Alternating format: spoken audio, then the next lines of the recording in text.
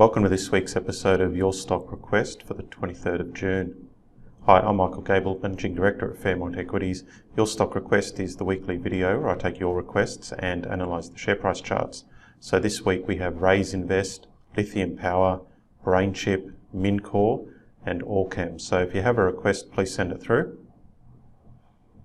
Make sure you're getting a free newsletter every Thursday, but better ideas come out every Tuesday in the Dynamic Investor Report, so make sure you've subscribed to that report.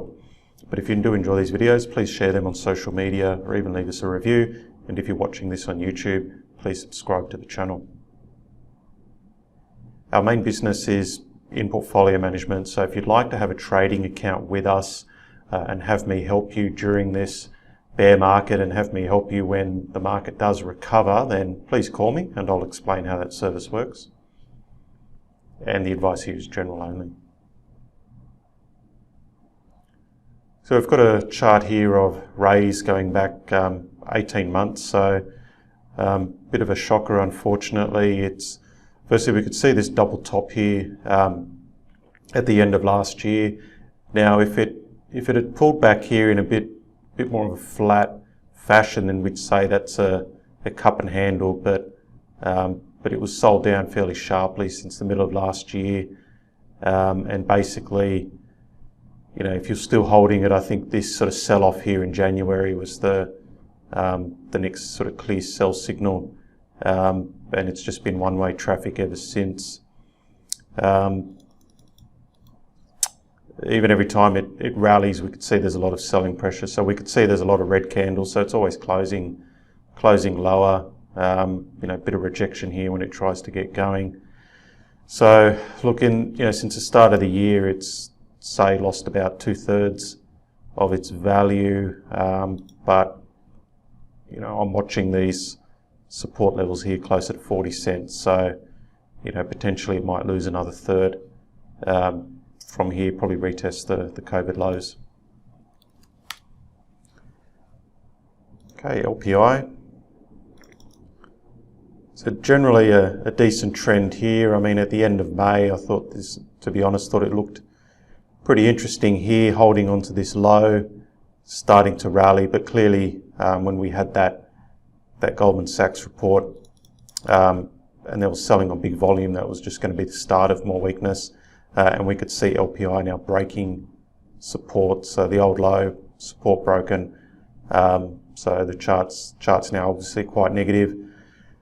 Seems to be finding support now at the December low by hanging in there, but clearly it's early days. I think just an oversold stock near an old low is going to hold in there, but it may only be for a few days. So I think it's still too early to buy. I think it's still vulnerable to some downside. We need to see, you know, more of a base get established first.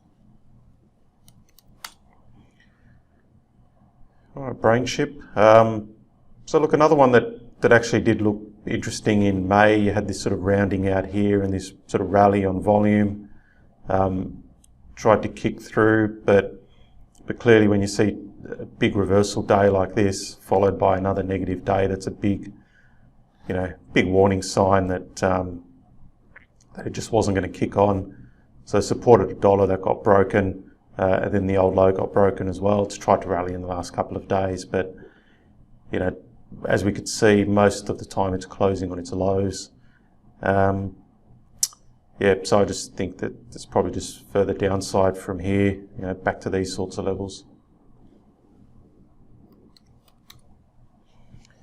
Mincor, again, I guess another chart that looked okay not that long ago, but then clearly broke down. So it's just a lesson in having stop losses and actually using them. So, you know, in terms of this chart, looked okay here in May, so it's sold off, rallied, looked like it was congesting sideways, could have broken either way. Unfortunately, it broke to the downside and then it's lost quite a bit of value very quickly. So, you know, you're looking at it oversold here, you're looking at this low here where it's bounced from, telling you, okay, expect a bit of a bounce, but given the pace of the decline, I just can't see that it's going to go very far. It still looks very negative. You know, at best, it it bounces, comes back and goes sideways for a few months and builds a base. So way too early to be buying this. Okay, and AKE. So look, $10 has always been a good sort of resistance level, and then it's been a bit of a support level. So it seems to be finding support at $10, but again, just the pace of this fall is just telling me that there could just be more damage ahead. So I think that after stopping here very briefly because it's such an obvious support level, it'd be falling back towards $9, even $8. So I think it needs to have a lot more heat come out of the share price, and again just form a bit of a base and just demonstrate a bit more support than just a few days, like what it's done here. So it's still looking a bit negative in my view. Okay, well that's all for this week. So if you have a request, send it through and we'll look at it next week for you.